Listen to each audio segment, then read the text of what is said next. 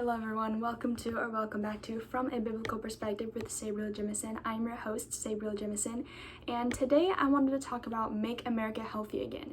This movement has completely taken over the Department of Health, and that is thanks to RFK Jr. and his team. Their focus is on making our food cleaner and eliminating toxins in our environment. But how much of what they want is really going to be effective and realistic? What can we do to make our habits healthier without breaking the bank or becoming super paranoid instead of simply cautious? Let's talk about that and the criticism that the Superman movie is taking from the right. I have some more nuanced takes on these subjects, and I would really like to start with the movie Superman. I saw this movie and I absolutely loved it. I thought it was amazing. I'd give it an 8 out of 10. All the things that people are talking about the issues of immigration, I don't think it was as big of a deal as people are making it out to be. We're becoming very nitpicky people on these subjects, especially as people on the right. We are always looking for issues in our media, and I don't think it should come that way. If something is completely obvious as being super woke, then yeah, okay, let's talk about it, let's criticize it, fine. But I don't think that was the case with this movie. They didn't really harp on it in that way. They mentioned it, sure, it was a part of the big plot, but it wasn't anti-America. And there's a lot of things that they did that I really liked. They didn't include any LGBTQ plus things at all that I can remember. All the superheroes were sticking to their original design as gender, as their race, as who their character is. All of that was very clear and just traditional to who that person was. I thought all the acting was really good as well. This was a fun movie. It was a fun movie, and don't let anybody discourage you from seeing it simply because of the immigration things. We're totally overreacting. I think as a society, we have come to a point where we are nitpicking everything simply because there have been a lot of really bad movies. Okay, that is true. There have been tons of really bad movies and bad shows that are just simply not good. It's not even just that the things in them are super culturally relevant when they shouldn't be. It's the fact that they're just not good. They don't have good acting, they don't have good screenwriting, the script is trash, all the things that happen are super predictable. But that doesn't mean that all the other things that are coming out now are going to be that same way. And we should take what we can get, if you will, and recognize the things that are actually doing okay and that are actually good movies, and look at things with an unbiased mind and really take things at face value instead of trying to listen to what everybody is saying about these movies and these shows. I think it's important to just watch them yourself. Like, this happened to me with Mufasa. I loved Mufasa. Everybody was hating on Mufasa. I thought it was great. I thought the story was super fun and it made sense, and there was some twists in there, and of course it was weird. The animation was weird. I know that people don't like that they're animating something that was already animated just so they can try to make it look live action when it's really not. I get that, but it was a good story. The music was fun. I thought the acting was really good. It was fine. It was a good movie, and people were just hating on it simply because it came from Disney.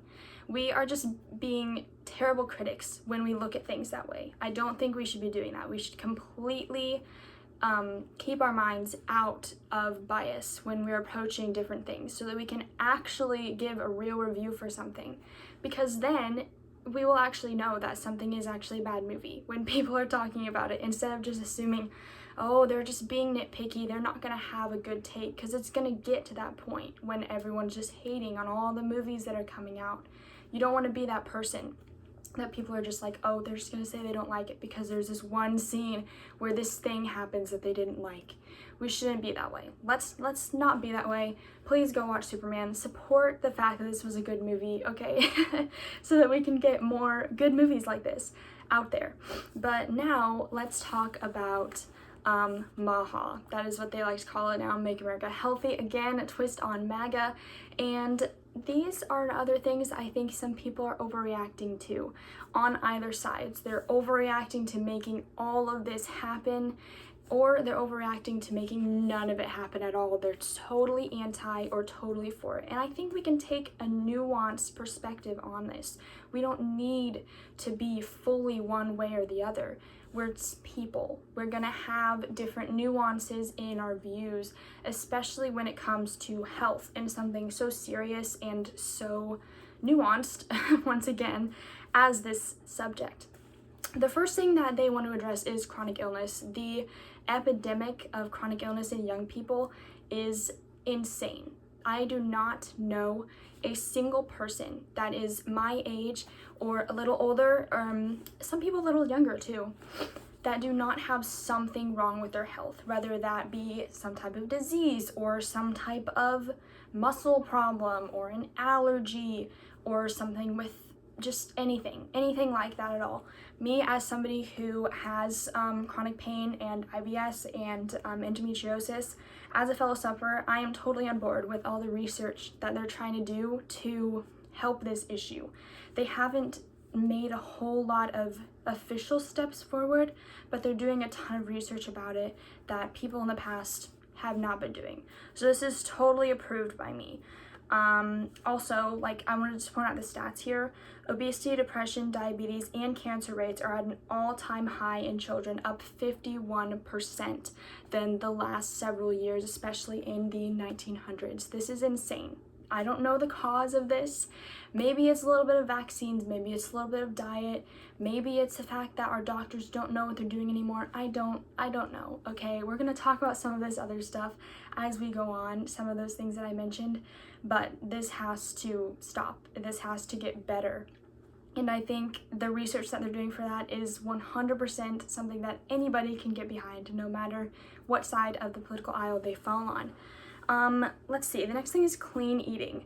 So this is something that I would absolutely love to do. I would love to eat non-packaged things, grow things out of my garden, cut my own beef, cut my own animals up, you know, all that stuff. But it's expensive. It is so expensive. And don't let these people tell you that it's not, because they will. There's influencers all over, especially conservatives, and this is disappointing to me, that are like, this stuff is fine, you know, it's not that much more expensive. Just go to this store or get it in this way and it's gonna be fine, it's gonna all even out. That might not be the truth, okay? There might be some places in America that have lower prices on natural things, or just easier prices on natural things, but that is not always going to be the case. And it is hard as somebody who is not a provider in my house. I don't make money, I don't buy the food that we have. I can't choose all the things that we're going to eat. As much as I like to try to suggest cleaner things, it doesn't mean that that's actually going to happen. So for people that are young as me, who also maybe want to try to implement this, but aren't buying the food in their house, it's also hard. It's also hard for us. They will say, once again, like I said, they're gonna say that it's not as expensive, but it's expensive. It's very expensive. And it's so easy for people to sacrifice what they know might be better for their body for just something that's gonna help them live their life, even if it's not as good of a quality. And that is sad. That is sad. But what really is fine for us to eat? You know, what can we live by that is going to be reasonable, but also kind of healthy, you know? I have a slogan that I like to try my best to live by. There are certain foods that I'm still going to eat and certain brands that I'm still going to buy, but I like to say, if Jesus couldn't eat it, you shouldn't either. So if it didn't exist back in Bible times, if it's not fruit, vegetables, meat, or bread, you probably shouldn't eat it, okay? And I try to really stick by that, but it's hard. It's hard to do that. It's hard to find easy snacks that are not full meals that fall under those categories. It's hard to be like, okay, I'm gonna have fruit for breakfast, that's fine. I'm gonna have fruit with dinner, but what am I gonna have for a snack? Because if I wanna have vegetables for lunch, or just eating all the same things over and over again, that can be kind of tiresome. The next thing is cutting out the cereals and the crackers. I need to work on this. Don't get it twisted. I am totally needing to work on this. But that is one of the things that kind of falls under the category of, like, if Jesus couldn't eat it, you shouldn't eat it either. And there was not any Cheerios, okay? There was no Cheerios back then. There was no Ritz crackers back then. I'm sorry. I love me some Cheerios. I eat them every single morning. See, this is not things that I am 100% living by, but I don't think that it is criminal to have one or two things in your diet that are processed, okay? Or have a bunch of different ingredients that you don't know how to pronounce. Yeah, it's bad, but it's not like you're eating that all day, every day. You need to start small, and you can start slowly implementing more things that are whole foods, and then slowly taking out things that are not. And then you can gradually get yourself to a better place for your health. Looking for deals on healthy foods is important as well. I go to health stores a lot because they have a lot of like teas that I like for my health, and they have lots of good snacks. They have some deals sometimes on like their produce or on their meat, and those are like the biggest things. People that are trying to eat healthy always think about the meat being super expensive, and it is very expensive to get meat nowadays. But when you're looking at deals on like fully hormone free, you know, all natural meat, that's gonna be good. That's gonna be a good thing for you. Less added sugars is another thing. Your body needs sugar, okay? Your body needs sugar, your body wants sugar. We should not be demonizing sugar, but added sugar is just not necessary. If something's not necessary, then it's fine to not have it, and that's gonna help your health too. So that's another thing. One of the other things that they are trying to do is eliminating toxins. This includes like cleaning products, perfumes, candles, their environment and the agriculture. You know, they're talking about regenerative agriculture, which we're gonna talk about in a second here. But the cleaning products, the perfumes, the candles, I think this is a little much in my opinion, personally, okay? But if you know that there's a certain element of your health that is suffering because of these things, then yeah, get rid of them. But not everybody is going to have that problem. Like there's somebody that I listened to a podcast recently where somebody was talking about how they had PCOS, and it really helped their inflammation to get rid of all the candles and to go completely clean with their cleaning products and not wear perfume. That's great, okay? Totally do that. But there are some people that might not have a condition, or they might have a condition, but it doesn't really help either way for them to get rid of those things. They don't need to do that, okay? Y'all don't need to get rid of things that aren't affecting you in that way.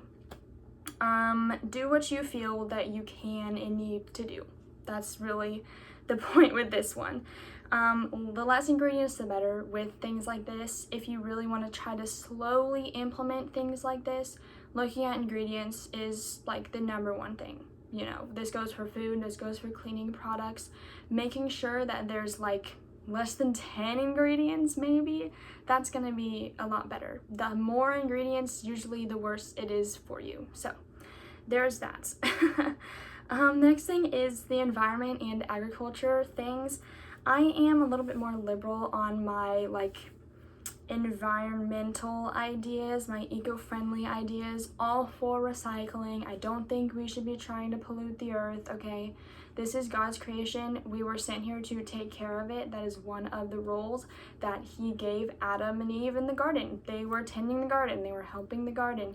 We can do that too. We can do that with our earth. We should not be purposefully like trying to waste things or just not caring about recycling simply out of spite for the Dems. Like, let's not do that, okay? Let's try our best to try to be environmentally friendly, because this is our earth and God gave it to us and we should take care of it. But regenerative agriculture is not something that I know a whole ton about. I know that one of the like slogans that they mention for regenerative agriculture is that they're working with nature and not against it. And that sounds fine to me. That sounds great. So sure, regenerative agriculture, I'm all for that. Less poison in the soil and in the foods that they're growing is another thing that they're trying to do with regenerative agriculture. That's totally great. I love that. I hate thinking about getting food from the store and knowing that there's pesticides all over it, there's wax all over it to make it look better. It really icks me out. So it would be great if they would stop doing that too. But here's the conclusion that we can reach. Health is important, and we should do what we can to make ourselves healthier, but we do not need to do it all perfectly, okay? That's a big thing to note. Everyone's capabilities look different, everybody's needs look different for what is actually really impacting them with their different areas of their health. So, we're all gonna die one day anyway. That's not an excuse to not try, but it is an excuse to not be absolutely perfect at these things. So, with that being said, I think we need to take a middle ground on both of these issues, on the Make America Healthy Again stuff and on the movies, specifically Superman. Let's just kind of refresh our minds and start going into things with open minds about stuff, okay? Thank you so much for listening. I hope that you will consider these things and try to solidify your stance on different Make America Healthy Again policies so that we can really start understanding what's going on in our country in this area of it. But thank you once again for listening. I hope that you have enjoyed this episode, and I will see you all on the next one.